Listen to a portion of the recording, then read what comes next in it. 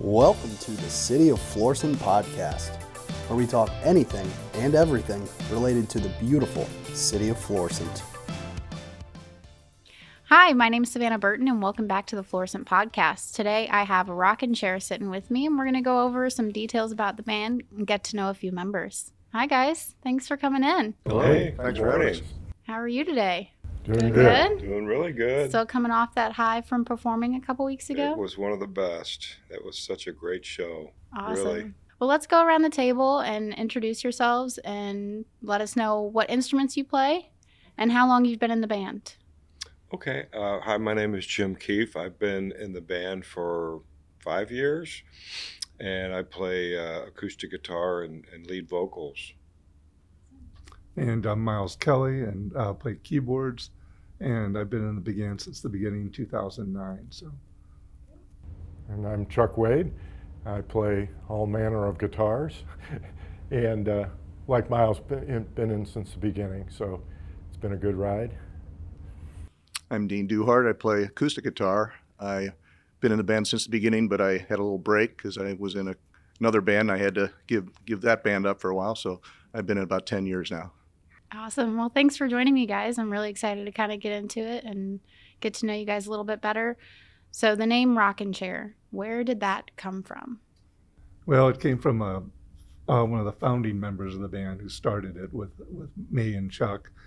And it was just a name he had and wanted to use. So naming a band is one of the hardest things about being in a band. And so we just said, that's fine. It probably has to do with, we're not any spring chickens anymore. Sitting on a porch in a rocking chair. Actually, there's a song that's got that in it by... I think the band and George Jones has a song. Okay. That's too funny. And how long has the band been together? You said 2009? 2009, right? Yeah, so about 13 years. 13, yeah. So, the first couple of years was a little slow, just trying to get it together, see if we actually could do it or want to do it. And then finally it started to come together a little bit. We started to play out a few times a year, and then it just progressively got more involved. Yeah, that's I don't great. think we ever expected it would be going this long, or you never know how it's going to go. Right. It really kind of took off when we sent an email to the old Rock House and said we were in these bands in the 70s and we'd like to play there. And they said, oh yeah, we remember those bands. And so they invited us to play, and it turned out really well. And they kept inviting us back. And so that was kind of what kicked off the band's success, I guess. Awesome. So have all of you been in other local bands before? Or is this your first? Well, a long time ago. In the 70s. You always dabble in, bands here and there. Yeah. I started with Jimmy and the Beamers, we were just high school friends, and these guys were looking for a new singer. I auditioned. I think they had hired somebody already, but out of courtesy to Dean, they let me come in and audition, and I guess they liked what they saw, so it worked out really well. It's been a really big learning experience for me, for vocally, because I'd never sang with people that could sing harmony and that are as professional, as talented as this group. So it was just like, wow, I really had a lot of catching up to do. So they've taught me a lot. That's awesome. An awful lot. I love that. Well, it only took about 3 minutes for us to he's our guy. Yeah. We did a quick change of mind. They were like, yeah, I guess we can do this. Awesome. And I know on your website, I did a little bit of research. You guys have a lot of members listed there.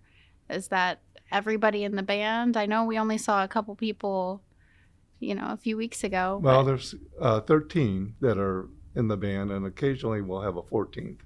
We have a saxophone player who lives in Phoenix, and he'll occasionally come in and join us. But Very 13 cool. is our number now. Our lucky number. I don't know if many people would agree with that, but that's great. So what are your major music influences? I know we did the 50th anniversary of the Eagles a few weeks ago. So would you say that they're a big influence for you, or do you have many? Well, you guys, Chuck, you're probably best at, there's a reason for the songs that the band plays.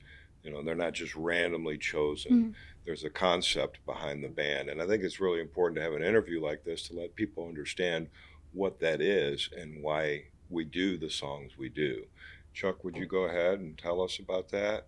Well, there's an area called Laurel Canyon in California where so many of the great early singer-songwriters lived in the same area. And they over at each other's house all the time and singing together, and that's how Crosby, Stills and Nash, for example, got together. And so there's a lot of tangents. A lot of these guys are in one band, and then later on they're with other people in the same area or group of musicians. So we kind of stay in that. It's like the Kevin Bacon thing, Right. 6 degrees of separation. So, Well, name some of the bands that were out there at that time so they can get an idea, well, I mean, there's everything from the Monkees to Jackson Brown, yeah, Linda Ronstadt, Joni Mitchell, Poco, the members from Poco. Yeah, so, in Poco, so there is a good example. All the bass players for the Eagles always came from Poco. Yeah. Oh, that's funny. Did we mention Crosby, Stills, Nash? Yeah, They were like yeah. huge. So Yeah, Loggins and Messina.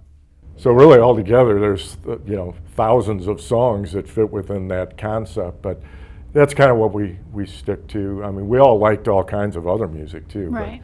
But, it's good to have a theme because then you got sort of an identity that people can relate to. because people will come up and say, "Hey, you guys would do Turn the Page by Bob Seger, so great." I'm like, I know, but that doesn't really fit our, Yeah. yeah. theme. And so that theme it's broad, but it's concise. It actually does have a background to it. And you're right, nobody would know that unless you Yeah. speak about it, really. Yeah. Some people ask us to play the Beatles or Rolling Stones. That's just not what we do. There's other bands that do that very well. So Yeah. So how did you guys pick the 50th anniversary show, I guess? Well, the Eagles have been around for 50 years, and we thought, well, that would be kind of cool. And it was just fun to try to see if we could pull off all the songs by the Eagles. It's a big challenge. They're an amazing band. So we spent a lot of hours practicing to see if we could actually do all the songs that we wanted to do by the Eagles. And we're kind of in the same age bracket as the Eagles. Yeah, we are kind of the same age bracket. And so we did it. We did it. That's primarily why we brought in 2 more vocalists, because they're vocals. I mean, they're a vocal band. So we had to bring in some more singers and make it full and rich. We really tried. You got to be pretty good to pull that off. So I think we did a pretty good job. It's a fun experiment, but we really like to play a variety of songs, because people said, we really like that Eagles show. You did a great job, but we really like when you play Jackson Brown. We really like when you play Poco. There's a bunch of Poco fans out there that are just crazy in love with that band. Right. So they like the variety show. So sometimes we'll do a variety show of artists in the first set, and then we'll do the Eagles in the second set. That's typically what we've been doing. Nice. And I personally love the Eagles. I think you guys did a great job. I really enjoyed it.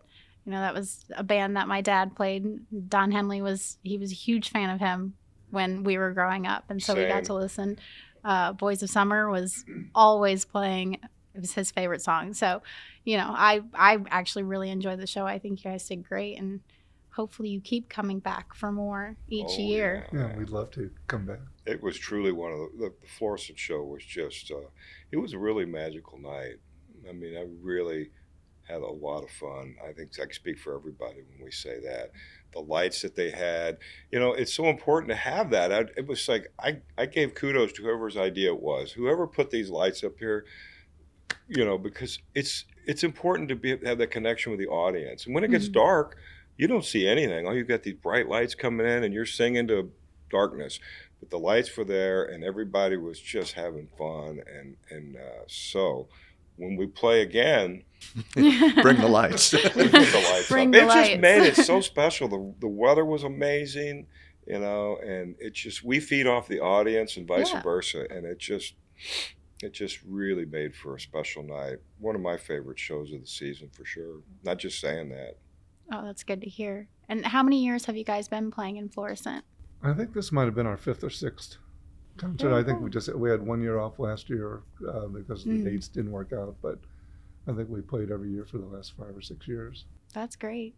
Hopefully we can keep that up for as long as you guys feel like coming out here and playing for us. Because like I said, I really enjoyed it. Everybody that I talked to was very excited about you all coming out and getting to watch you play again. So we really appreciate it. Yeah.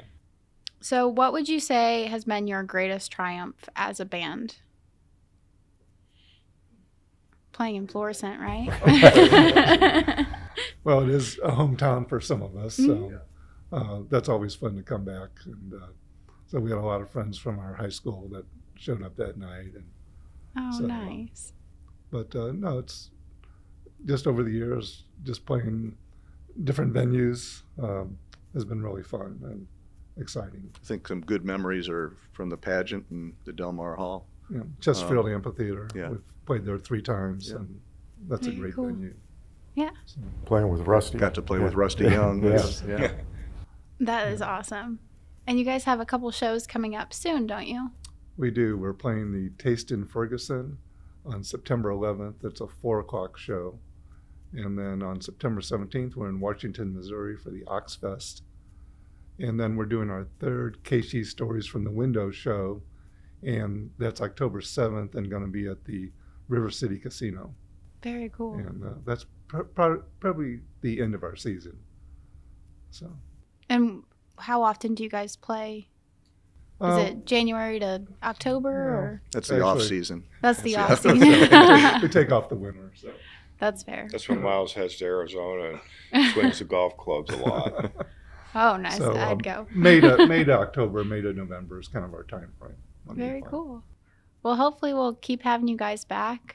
It's been Hopefully. really, yeah. Hopefully you guys can You actually better. make it Hey, work. Florissant strong. Hey, on, I'm it's our not in favorite charge show. of that. You better have It us was back. my favorite, definitely. Actually, I know. think you said you were already contacted. Yeah, they contacted and Perfect. asked us to come back. There we go. We're already coming back. Awesome. Well, good.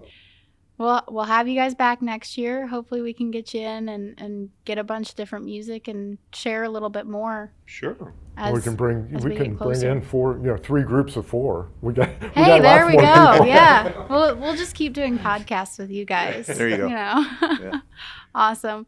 Well, don't forget to check out the Rockin Chair at their upcoming shows. The next one is September 11th in Ferguson at 4 p.m. Thank you guys so much for joining us. It was great getting to know you. Thank you so Thank much. And you. great job at your show. Thank you. Thank you.